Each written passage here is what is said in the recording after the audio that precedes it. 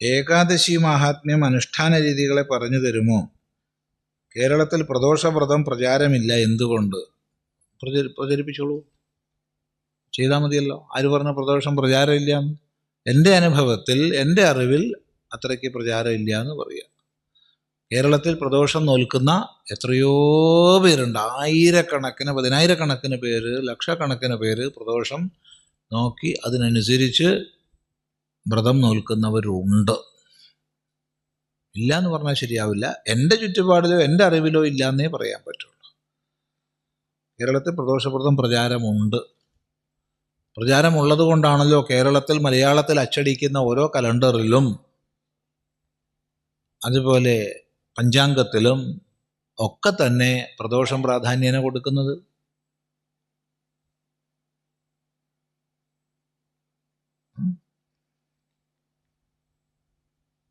ഏകാദശി മാഹാത്മ്യമൊക്കെ വായിച്ച് പഠിച്ചോളൂ.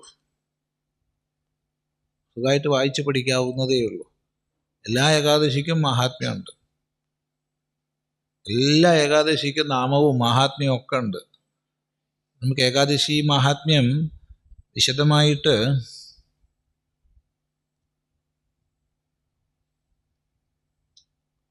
പത്മപുരാണത്തിലാണെന്ന് തോന്നുന്നു, തെറ്റിയാൽ ക്ഷമിക്കുക. എന്തായാലും പുരാണത്തിലുണ്ട്.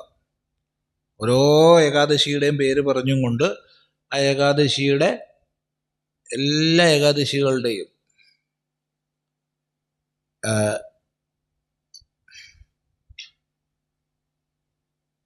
പത്മപുരാണമാണെന്നാണ് ഓർമ്മ, ഉറപ്പില്ല കേട്ടോ, നോക്കിക്കോളൂ. 18 പുരാണത്തിലുണ്ട്, അത് ഉറപ്പാണ്. ഓരോ ഏകാദശിയുടെയും ഉണ്ട്. പൊതുവെ ഏകാദശിക്ക് തലേ ദിവസം രാത്രി അല്പാഹാരം കഴിച്ച്, രാത്രി പറഞ്ഞാൽ വൈകിട്ട്, രാത്രി ഭക്ഷണം ശരിക്കു പറഞ്ഞാൽ പ്രശംസിക്കപ്പെടുന്നതല്ല, കഴിക്കുന്നുണ്ടെന്നേ ഉള്ളൂ. സൂര്യ അസ്തമയത്തിന് ശേഷമുള്ള ഭക്ഷണം പ്രശംസിക്കപ്പെടുന്നതല്ല. അപ്പം തലേന്ന് വൈകിട്ട് എന്ന് പറയുന്നതാണ് ഉചിതം. അല്പാഹാരം കഴിച്ച് ഏകാദശിയുടെ അന്ന് പൂർണ്ണമായി ഉപവാസമാണ് സാധിക്കുന്നവർക്ക് വിഹിതം, പൂർണ്ണമായിട്ട്. അതിൽ ഒരു തരത്തിൽപ്പെട്ട ജലപാനം പോലും ഇല്ലാതെയാണ് മിക്കവാറും സാധിക്കുന്നവർ ചെയ്യുന്നത്. ഇവിടെയൊക്കെ സാധിക്കുന്നവരെന്നാണ് പറയുന്നത്. കാരണം അതുകൊണ്ട് ഉണ്ടാവുന്ന ഗുണത്തേക്കാൾ ദോഷം അതുകൊണ്ടുണ്ടാവുമെങ്കിൽ ദോഷാധിക്യം ചെയ്തു വെക്കരുത്. തുടർന്ന് 2 ആഴ്ച ഈശ്വര വിചാരം ചെയ്യാൻ കഴിയാതെ കിടക്കേണ്ട അവസ്ഥ വരികയാണെങ്കിൽ ചെയ്യരുത്. ഓരോരുത്തരുടെ ദേഹസ്ഥിതി അനുസരിച്ചാണ് അതൊക്കെ ചെയ്യേണ്ടത്. അപ്പോൾ ദേഹത്തെ പീഡിപ്പിക്കരുതെന്നാണ് പറയുന്നത്. ദേഹത്തെ പീഡിപ്പിക്കരുത്. ദേഹത്തെ പീഡിപ്പിച്ച് ഏത് തപസ് ചെയ്താലും അത് താമസികമായി പോകും, അത് താമസികമാകും, അതൊട്ടും വിഹിതമല്ല. അതുകൊണ്ട് ജലം കുടിച്ചുകൊണ്ട് ചെയ്യുന്നു. ചിലർക്ക് ജലം മതിയാവില്ല, അപ്പോൾ കുറച്ച് പോഷകജലമാവട്ടെ. ചിലർക്ക് പോഷകജലവും മതിയാവില്ല. ഇളനീരൊക്കെ പോഷകജലമാണല്ലോ, പോഷകജലവും മതിയാവില്ല. അപ്പോൾ ചില പഴങ്ങളുടെ ചാറും അതും ഇതൊക്കെ. ചിലർക്ക് അതും മതിയാവില്ല, അപ്പോൾ വല്ല പഴങ്ങളും ആവട്ടെ. ചിലർക്ക് അതും മതിയാവില്ല, അപ്പോൾ നല്ല വിഭവസമൃദ്ധമായ ആവട്ടെ. അപ്പോൾ അങ്ങനെയാണ്. അത് ദേഹസ്ഥിതി നോക്കണം. കാരണം പല രോഗങ്ങളുള്ളവർ, ഔഷധ പ്രയോഗങ്ങൾ ചെയ്യുന്നവർ, ഇടയ്ക്കിടയ്ക്ക് ഭക്ഷണം എന്തെങ്കിലും ചെന്നില്ലെങ്കിൽ ദേഹത്തിൻ്റെ സ്ഥിതി തന്നെ അപകടമാകുന്നവർ, ഇതൊന്നും നമ്മൾ നിയമങ്ങളൊക്കെ ആപേക്ഷികങ്ങളാണ്. ഇതൊക്കെ രോഗം, ദേഹസ്ഥിതിയൊക്കെ നോക്കിയിട്ട് വേണം ഇതൊക്കെ അനുവർത്തിക്കാൻ. സാധിക്കുന്നവർക്കാണ് ഇതൊക്കെ സാധിക്കുന്നോണം ചെയ്യാൻ. ഇനി സാധിക്കുന്നവർ പകല് പൂർണ്ണമായി ഉപവാസം എടുക്കുന്നു, രാത്രി ഉറക്കമൊഴിക്കുകയും ചെയ്യുന്നു, വ്യാകരണം ചെയ്യുന്നു. അങ്ങനെ ഉറക്കമൊഴിഞ്ഞിട്ട് എന്താ പറയേണ്ടത്, സിനിമ കണ്ടിരുന്നിട്ട് കാര്യമില്ല.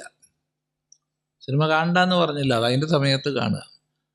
ഏകാദശിക്ക് വ്രതത്തിൻ്റെ ഭാഗമായിട്ടാണ് ഉറക്കൊഴിയുന്നത് എങ്കിൽ ഈശ്വരനാമം ജപിച്ചുകൊണ്ട്, ഹരിചിന്തനം ചെയ്തുകൊണ്ട്, ഹരികഥ കേട്ടുകൊണ്ട്, ഹരികഥ സ്മരിച്ചുകൊണ്ട്, ഹരിയെ നമിച്ചുകൊണ്ട്, ജപിച്ചുകൊണ്ട് ഉറക്കമൊഴിയണം. പിറ്റേ ദിവസം രാവിലെ കുളി കഴിഞ്ഞ് നാമജപം, സമീപസ്ഥമായ ക്ഷേത്രത്തിൽ ദർശനമോ മറ്റോ ചെയ്ത്, ഇല്ലെങ്കിൽ അവനവൻ്റെ ഗൃഹത്തിൽ നിന്ന് തന്നെ ഭൂമിയെ വന്ദിച്ച് തുളസിയെ സ്പർശിച്ച് അല്പം ജലം തീർത്ഥമാക്കി സേവിക്കുക. സാധിക്കുന്നവരങ്ങനെയാണ് ചെയ്യേണ്ടത്. അങ്ങനെ എല്ലാ പക്ഷത്തിലും ഒരു ദിവസം ചെയ്താൽ ഏറ്റവും ഉത്തമമാണ്. ഇനി ഇത് ചെയ്യേണ്ട ആവശ്യമില്ല. ദിവസവും ഭക്ഷണം കഴിക്കുമ്പോൾ ക്രമീകൃതമായി കഴിക്കുന്നവർക്ക്, വയറിൻ്റെ പകുതി കട്ടിയുള്ളതും അതിൻ്റെ പകുതി വെള്ളവും അതിൻ്റെ പകുതി വായുസഞ്ചാരണത്തിന് ഒഴിച്ചിടലും ചെയ്യുന്നവർക്ക് ഇതിൻ്റെ ഒന്നും ആവശ്യം തന്നെ ഇല്ല. ശരിക്കു പറഞ്ഞാൽ ഏതോ ഒരു രസികൻ, ആരാന്നറിയില്ല, ഏതോ ഒരു സരസൻ പണ്ട് പറഞ്ഞിട്ടുണ്ട്, ഏകാദശ്യാം ഭോജനദ്വയം കർത്തവ്യം. ഏകാദശ്യാം ഭോജനദ്വയം കർത്തവ്യം. എന്താണ് ഏകാദശ്യാം ഭോജനദ്വയം കർത്തവ്യം? എന്താണ്, പറയൂ എൻ്റെ അർത്ഥം. ഏകാദശ്യാം, ഏകാദശിയിൽ, സപ്തമി ഏകവചനം, ഏകാദശിയിൽ ഭോജനദ്വയം, ദ്വയം രണ്ട്, ഭോജനം ഭക്ഷണം, ശാപ്പാട്, ഭോജനദ്വയം രണ്ട് ശാപ്പാട് കഴിക്കണം എന്നാണ്. സാധാരണ എത്ര ശാപ്പാടാണ് നമ്മൾ കഴിക്കുന്നത്? ഒരു ശാപ്പാട്. എല്ലാ ദിവസവും ഒരു ശാപ്പാടാണ് കഴിക്കുക കാര്യമായിട്ട്, മറ്റതൊക്കെ ഉപ്പാണ്. മലയാളിയെ സംബന്ധിച്ച് ഉച്ചയ്ക്കാണ് കാര്യമായൊരു ശാപ്പാട് കഴിക്കുന്നത് പൊതുവെ. എല്ലാ നാട്ടിലും ഒരുപോലെയല്ല, പൊതുവെ. അപ്പോൾ ഒരു നേരമാണ് ശരിക്കും പറഞ്ഞാൽ നമുക്ക് ശാപ്പാട്. മറ്റതൊക്കെ പിന്നെ ഉപ്പ തന്നെ എങ്ങനെയാണെന്ന് വെച്ചാൽ ബാക്കി എന്താവും ഭഗവാനെ. അപ്പോൾ അല്ലേ, അങ്ങനെയാണ് പതിവ്. അപ്പം ഏകാദശിയാം ഭോജനദ്വയം കർത്തവ്യം, രണ്ട് ശാപ്പാട് ചെയ്യണമെന്നാണ്.